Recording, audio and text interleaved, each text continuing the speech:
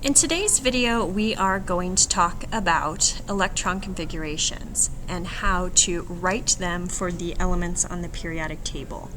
The way in which electrons are arranged around the nucleus of an atom is referred to as their electron configuration. There are three rules that guide how electrons arrange themselves, and we'll be going over those today in the video. But first, let's talk in general about where electrons are in relation to the nucleus. Electrons are moving around the nucleus, and according to the quantum mechanical model, we're not able to pinpoint their exact path. Rather, we are only able to determine where we might find an electron. So regions where electrons are most likely to be found are called atomic orbitals or sublevels, and they have specific shapes. So if you've ever thought of where we find electrons as a cloud, that's a good way to think about it, but now let's extend that thought and have your clouds have these specific shapes.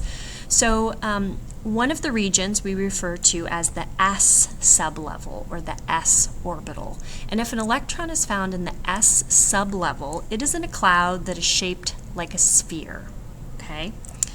Another orbital that electrons might occupy is the p orbital. And a p orbital or p cloud has the shape of a dumbbell. So right here in the middle is my p orbital. Now notice there are three different ways that the p orbital can be oriented.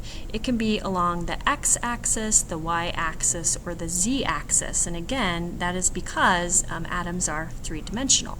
So when you think of electrons in the p orbital, think of them in a cloud the shape of a dumbbell. There is a d orbital, and the d orbital has a more complex shape, and we often refer to it as a clover. Okay, and there also is an f orbital, and we're not going to go into that shape. It gets a little complex.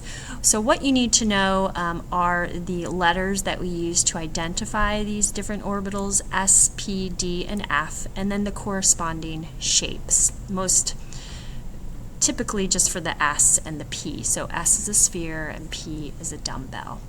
So as a review from last week, we talked about these orbitals being located at different distances from the nucleus.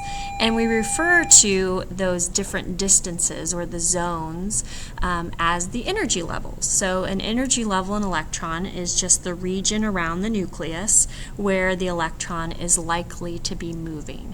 So every electron is in a corresponding energy level and orbital, okay?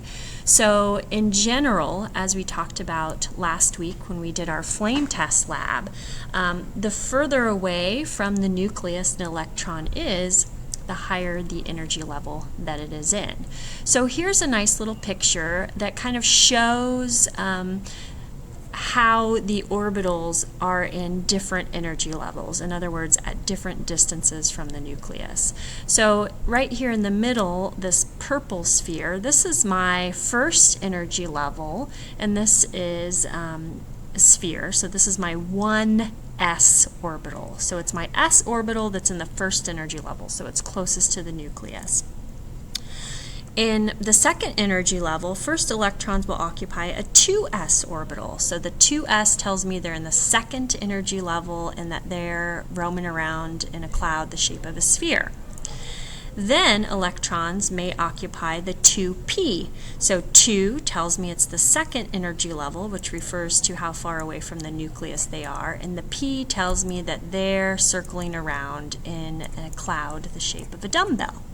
And then this last gray sphere, this is our 3s orbital. So it's a little further away from the nucleus, hence the 3, the third energy level, and it's the shape of a sphere, so it is an s orbital. So here is a quick table that summarizes what sublevels and orbitals are present in each energy level. So you might want to pause the recording and jot this down in your notes. So in energy level 1, where we're closest to the nucleus, there's only one sublevel present, and that's the s sublevel. And the s sublevel only has one orbital because a sphere can only be oriented one way. In the second energy level, we have two sublevels. We have the S sublevel and the P sublevel. And P, the dumbbell shape, can be oriented 3 different ways. So there are 3 orbitals in the P sublevel. The dumbbell along the x-axis, the y-axis, and the z-axis. Now, as we get further away from the nucleus, we have more space to occupy, so we can fit even more sublevels and therefore orbitals. In energy level 3, we have our s orbital, we have our p orbitals, and now we have our d orbitals, and there are 5 d orbitals. And then again, energy level 4, we're located even further from the nucleus, so we can fit more electrons, and this is where we also have our f orbitals. So some notations that you'll need to get familiar with are the numbers. The numbers refer to the energy level, which remember is the distance from the nucleus. The capital letters here, S, P, D, and F, those refer to the sublevel. And then these smaller letters, which we don't use a lot, these are just telling you the orientation, so the orbitals. So how many electrons can fit in each energy level? Well, it's important to realize that only 2 electrons can fit in each orbital. So in the first energy level, where we only have an s sublevel, we can only fit 2 electrons. So in our first energy level, the total number of electrons is 2. In the second energy level, where we have an increased number of orbitals, we can fit more electrons. So we can fit 2 in the s sublevel. And in each p orbital, and there are 3, we can fit 2 for a total of 6. So in the second energy level, we can fit 8 total electrons. Again, as we go down and increase our distance from the nucleus, increase the energy level, we have more sublevels and orbitals present, so we can fit more electrons. So in the third energy level, we can fit a total of 18, and I've done the math in the third column. And in energy level 4, we can fit a total of 32. And you might want to pause and jot this down. So let's talk about the rules that electrons follow as they arrange themselves around the nucleus. The first one we're going to talk about is Aufbau principle, and this just states that electrons will enter the lowest energy level first. And what you see here on my screen, and essentially both pictures are the same, is sometimes referred to as an orbital or energy diagram. And what it does and why it's nice is that it lists, going from lowest energy down here at the bottom, it lists the orbitals in order of increasing energy. So you can see obviously that 1s is our orbital with the lowest amount of energy. As we go up, then electrons would occupy 2s, then 2p, then 3s, then 3p.